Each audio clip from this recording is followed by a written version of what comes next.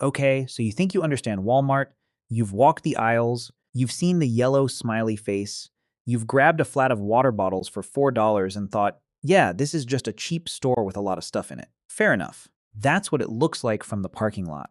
Here's what it actually is. Walmart generated over $648 billion in global revenue in a single fiscal year, more than the GDP of most countries on Earth, while simultaneously selling products at prices so low that thousands of independent businesses have simply stopped existing near one. It employs roughly 2.1 million people in the United States alone, making it the largest private employer in the country. And it does all of this while keeping its profit margins thinner than a grocery receipt. So how does that work? How does a company make that kind of money by selling things cheaper than almost everyone else? How does a retailer grow to that scale without the cost structure eventually caving in under its own weight? The answer isn't one thing. It's a system, a machine built over 7 decades through economics, logistics, psychology, data, and a kind of organizational discipline that most companies never manage for a single quarter, let alone across a century of operation. To understand Walmart, we first need to understand one simple promise that changed retail forever. In the 1950s, American retail was built on a comfortable agreement between merchants and customers. Merchants charged high markups. Customers paid them because they didn't have many alternatives. The economic model depended on limited competition, local monopolies, and the simple reality that most people couldn't drive to a better deal. Sam Walton looked at that model and reversed it entirely. Walton's insight was straightforward but profound. If you charge less per item, more people will buy. And if enough more people buy, the total profit you make exceeds what you'd have made charging more to fewer customers. The math sounds obvious in retrospect. Almost no one was executing it at scale when Walton started. What Walton built was the high-volume, low-margin model, the economic engine underneath everything Walmart does today. Lower prices bring more customers. More customers generate more transactions. More transactions push inventory turnover to levels that make up for thin margins on each item. The unit profit shrinks. The total profit explodes. He tested this in rural Arkansas, in towns that urban department stores had never bothered with. Small communities, underserved markets, consumers who had never had access to a real discount retailer. They showed up. They kept showing up. And as Walton opened more stores, the model compounded. But here's the part Walton understood that his competitors didn't. Selling cheap only works if your costs are even cheaper. A thin margin is a feature of the business model. A thin margin with high costs is a bankruptcy filing. The entire system collapses unless the cost side of the equation is ruthlessly controlled. That's where the real story begins. The principle is simple. The bigger you get, the cheaper it becomes to operate. When Walmart had 10 stores, it paid roughly the same per unit freight cost as any regional retailer. When it had 1,000 stores, it built its own trucking fleet, cutting external freight costs almost entirely.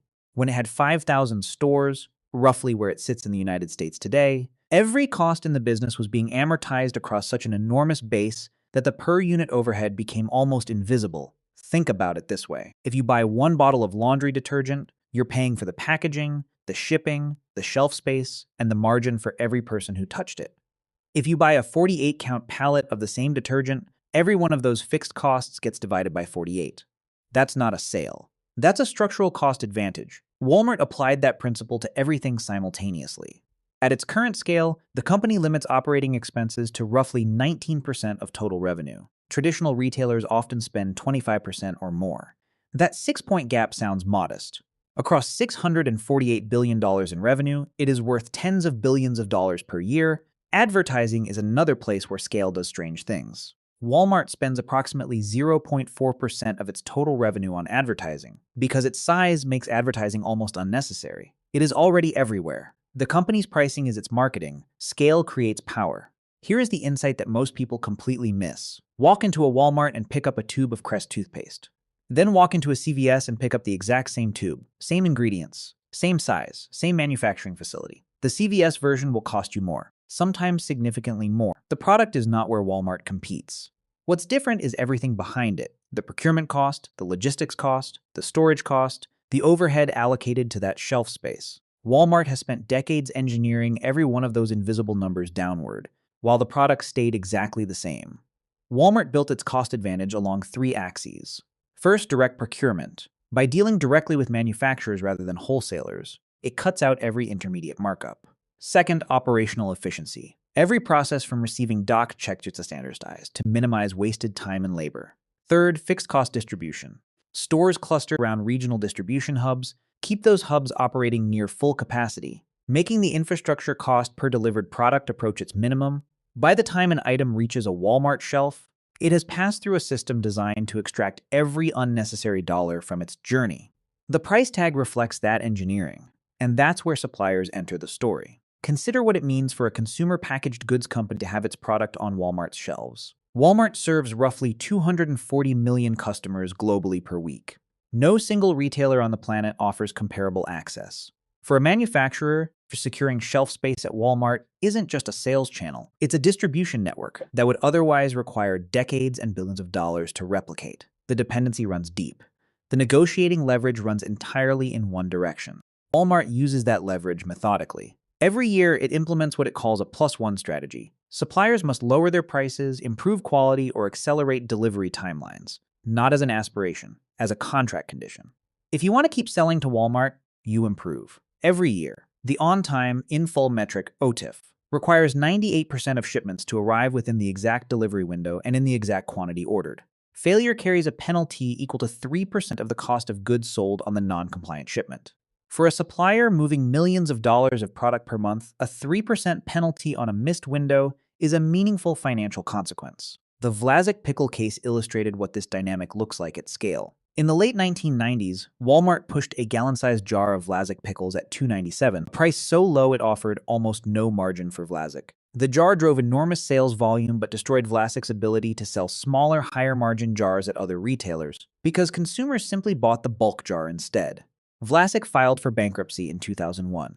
The pickle jar was, by most accounts, a contributing factor. This is what bargaining power actually looks like inside a supply chain. Every retailer faces the same logistical problem. Goods are produced in one place, stored in another, and sold in thousands of locations spread across a continent. Moving product from origin to shelf costs money at every step. The more fragmented the system, the more expensive each step becomes. Walmart solved this by building its own system. Rather than relying on a web of independent wholesalers and regional distributors, Walmart developed a hub-and-spoke distribution model that routes all product through company-owned regional distribution centers before it reaches a store. Each distribution center, often exceeding 1 million square feet of floor space, is positioned to service between 90 and 100 retail stores within a radius of roughly 150 to 250 miles. Walmart supports these distribution centers with a private trucking fleet of over 7,200 tractors and 53,000 trailers. It does not lease those trucks from a carrier. It owns them. That ownership gives Walmart direct control over delivery scheduling, route optimization, and replenishment timing. Stores can be restocked within 24 to 48 hours of placing an order. That speed reduces the amount of inventory a store needs to hold on site, which itself reduces overhead. The result is a logistics network that operates 15 to 20% more efficiently than the supply chains of traditional retail competitors. That efficiency doesn't come from doing one thing well. It comes from controlling every link in the chain simultaneously and optimizing them as an integrated system rather than a collection of vendor relationships. Inside those distribution centers, Walmart uses a technique that most people outside logistics have never heard of, and which is probably responsible for more of Walmart's cost advantage than any single other factor. It's called cross-docking. In a conventional warehouse, the process looks like this. A supplier's truck arrives, goods are unloaded, counted, cataloged, placed in storage racks, and retrieved later when a store order comes in. That retrieval triggers a new picking, packing, and loading cycle before the goods go out on another truck. Every one of those steps costs labor, costs time, and costs money. The goods might sit in that warehouse for days or weeks. That sitting is inventory carrying cost accumulating silently. Cross-docking eliminates most of that sequence. When a supplier's truck arrives at the receiving dock of a Walmart distribution center, the goods are unloaded and scanned. Automated conveyor systems immediately sort each item by destination store. The goods move across the facility on those conveyors and are loaded directly into outbound trailers already staged at the other side of the building. The entire sequence, from inbound truck to outbound trailer, often takes less than 24 hours. The goods never enter long-term storage. The facility doesn't function as a warehouse so much as a sorting machine.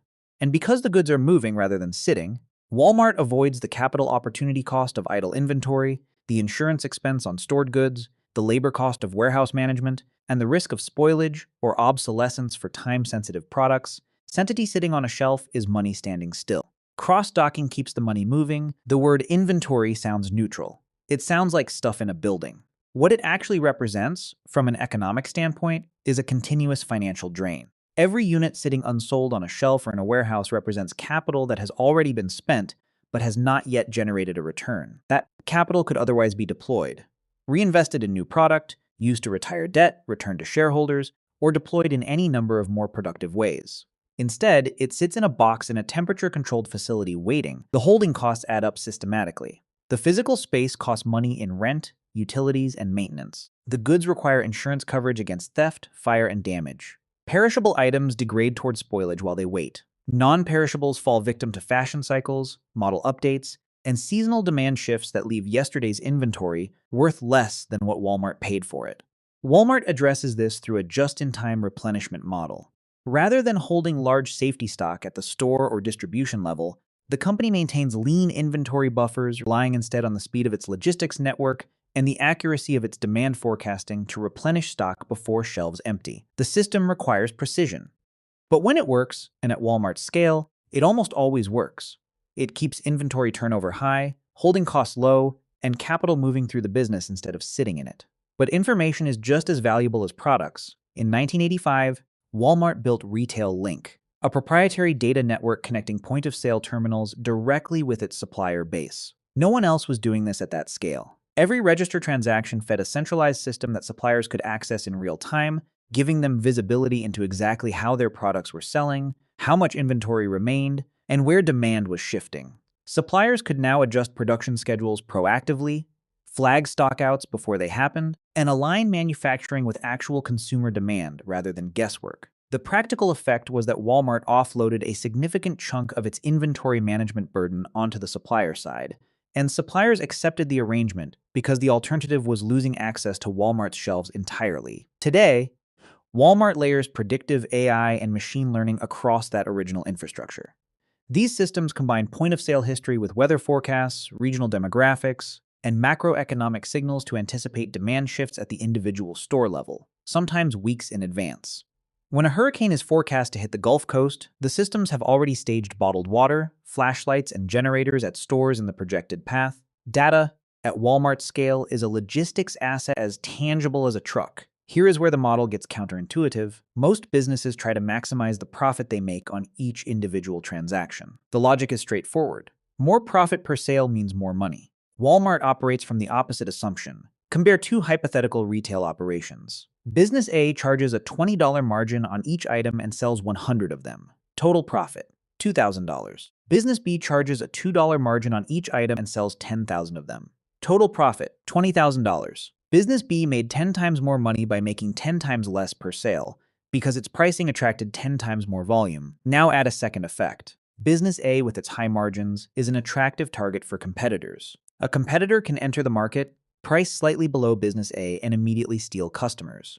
Business B, operating on $2 margins, is nearly impossible to undercut profitably. You'd have to match its costs just to break even, and matching its costs requires matching its scale, which requires matching its supplier relationships, its logistic infrastructure, its distribution network, its data systems. You can't replicate that by opening a store. Low margins are not a compromise Walmart makes to win customers. They are a structural barrier that prevents competitors from entering the market on viable terms. The thin margin is the moat.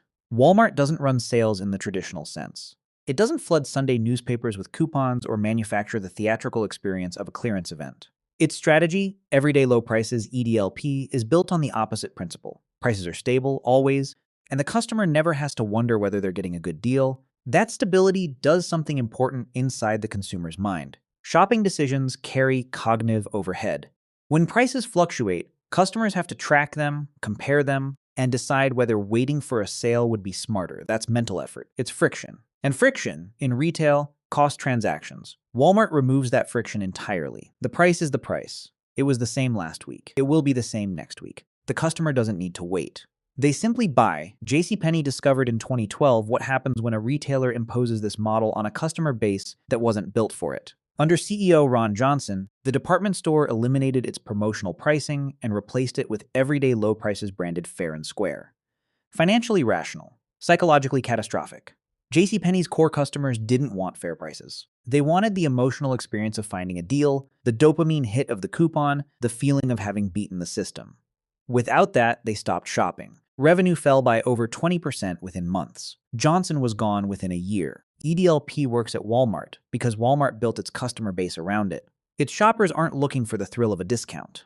They're looking for certainty. And certainty, as a product, is worth more than most retailers realize. The economics of a Walmart store opening are not complicated. The company arrives with cost structures that local independent retailers cannot match. It sells the same goods at lower prices. Consumers rationally buy from Walmart. Local competitors lose sales volume.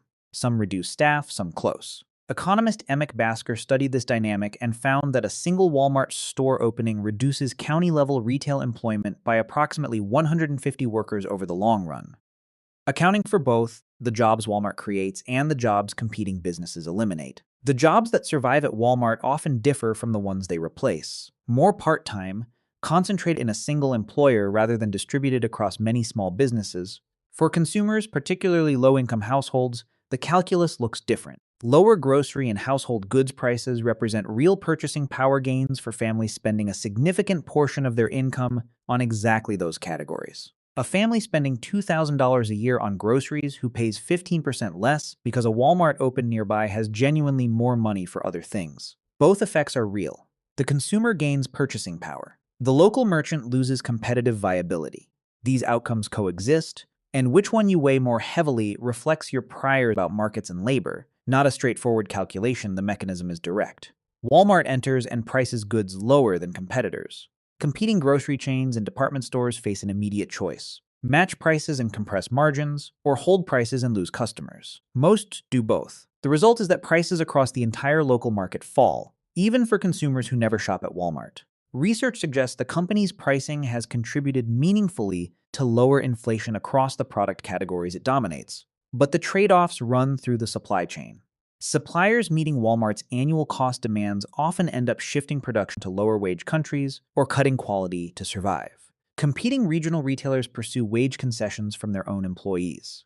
And in rural counties where Walmart is a dominant employer, evidence suggests it exercises wage-setting power that compresses local wage floors for retail and service workers across all employers in the area. Not just Walmart itself, the Walmart effect is real in both directions. For most of Walmart's history, its physical footprint was its moat. 90% of the American population lived within 10 miles of a Walmart store. That proximity meant that for ordinary, everyday purchases, groceries, household supplies, clothing basics, there was simply no more convenient option. The store was already there. You were already driving past it. Amazon changed that premise. What Amazon offered was not just convenience, but a fundamentally different kind of convenience. Not 5 minutes in the car, but 0 minutes. An order placed at midnight delivered to your door by tomorrow. A product selection so vast that no physical store could match it. And pricing that, on enough categories, was competitive with Walmart's own. Walmart watched its e-commerce share stagnate through the mid-2010s, while Amazon's grew at a rate that looked almost implausible in retrospect. The problem was structural. Walmart's stores were assets in a physical world competition, but a liability in a digital world one. Processing an online order out of a distant fulfillment center while simultaneously managing 5,000 retail locations was not a business model Amazon needed to worry about. Walmart did. The company that had built the world's greatest supply chain for physical retail suddenly found that physical retail was no longer sufficient. Walmart's response was to reframe the liability as an asset. 4,700 US stores were a cost burden in a world that wanted home delivery, but they were also 4,700 fulfillment centers positioned within 10 miles of 90% of the American population. No distribution network Amazon could build from scratch would match that geographic density. The stores became the infrastructure for a new logistics model, not a relic of the old one. Symbotics, a robotics system now deployed across all 42 of Walmart's regional distribution centers, uses AI-powered automation to palletize store inventory with speed and accuracy that manual operations cannot match. In 400 stores, Walmart has retrofitted backrooms with micro-fulfillment centers capable of picking and packing complex grocery orders in under 10 minutes. AI-driven route optimization software eliminated 30 million unnecessary transit miles in a single recent year, avoiding 94 million pounds of carbon dioxide emissions. Simultaneously, an environmental and a cost metric, predictive demand engines now model inventory allocation down to individual zip codes, anticipating demand fluctuations before they materialize and positioning stock accordingly. The company that invented retail data infrastructure in 1985 with Retail Link is still, 4 decades later, at the frontier of what that infrastructure can do. The omnichannel model, treating the physical store and the digital platform as a single integrated fulfillment system, is Walmart's answer to a world that Amazon built.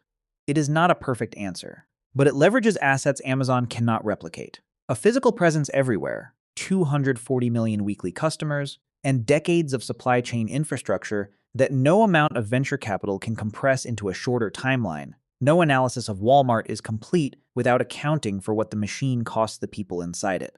Walmart's labor practices have attracted sustained criticism for decades. The company has historically maintained some of the most aggressive anti-union postures in American corporate life, deploying specialized consulting teams to counteract organizing drives and, in documented cases, closing facilities that successfully voted to unionize. Its workforce skews heavily part-time, which limits eligibility for benefits and reduces the company's total compensation burden. Employee turnover runs at an estimated 70% within the first year. A figure that, while common in retail, reflects something about the experience of working inside the machine. The supplier pressure that generates Walmart's pricing advantage doesn't stop at contractual compliance metrics. Suppliers facing relentless annual demands for cost reduction eventually run out of internal efficiencies to find. At that point, the pressure tends to flow outward, toward labor costs in the supply chain, toward manufacturing relocation, toward corners that are easier to cut than prices. The low price on the shelf is not produced in a vacuum. It is produced at the end of a chain of compressed margins that eventually reaches a human being doing physical work somewhere. Walmart's market dominance also raises ongoing antitrust questions. When a single buyer controls enough of a market to set effective price ceilings for an entire industry, the traditional competitive market mechanisms that are supposed to prevent exploitation stop functioning as intended. Whether Walmart has crossed that threshold in specific product categories is a matter of ongoing economic and legal debate. That the question can be asked seriously is itself a measure of how large the machine has become. Here's the thing about a competitive moat. It's obvious from the outside and almost impossible to replicate. Any competitor can walk into a Walmart store, observe the prices, and attempt to match them. What they cannot observe, and cannot replicate without decades of investment, is the infrastructure underneath those prices. The logistical moat alone is staggering. Walmart's private trucking fleet, its network of 42 regional distribution centers optimized over decades of operational refinement, its cross-docking infrastructure built on precision scheduling of thousands of daily truck movements. Replicating any one piece of this would require billions of dollars and years of execution. Replicating all of it simultaneously, while also building a customer base and supplier network from scratch, has never been done. The data moat compounds that advantage. Retail Link has been accumulating transactional data for 40 years. The predictive models built on that data have been refined against real outcomes across billions of sales events. The accuracy those models achieve is not available to a new entrant. You can build a similar system. You cannot build a similar system with 40 years of Walmart-scale training data. The supplier moat is perhaps the most durable of all. Walmart's supplier relationships are not arm's-length vendor contracts. They are deep structural dependencies built over decades of volume commitments, compliance requirements, and shared data systems. Suppliers have invested in the infrastructure needed to meet Walmart's specifications, replicating that network of relationships. And the trust, tooling, and operational alignment underneath them cannot be accelerated with capital alone. These moats are self-reinforcing. Scale lowers costs. Lower costs enable lower prices. Lower prices attract more customers. More customers build greater scale. The loop has been running for 70 years.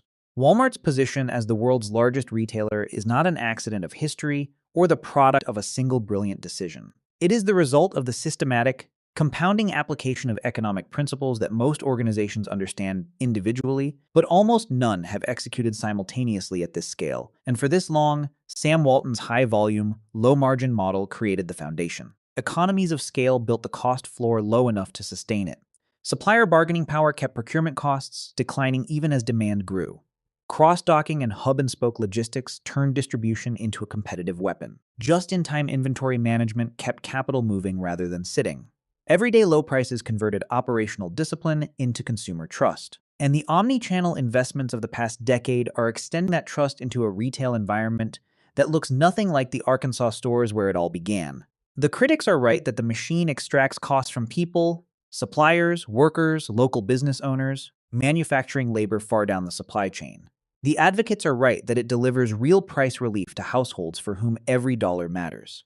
Both things are true simultaneously, and any honest reckoning with Walmart requires holding both. But here's what neither side disputes. The thing Walmart built is genuinely hard to build. The logistics network, the supplier relationships, the data infrastructure, the operational discipline, these are not assets that money alone can acquire. They are the product of time, execution, and compounding advantage running at scale for 7 decades. Walmart didn't become the world's largest retailer because it sold products. It became the largest because it mastered the economics behind selling them. So the next time you walk through those doors and drop a $4 flat of water bottle in your cart, remember, you're not looking at a store. You're looking at the surface of a machine. A machine that took 70 years to build, that employs more people than most countries' standing armies, that has remade global supply chains in its own image.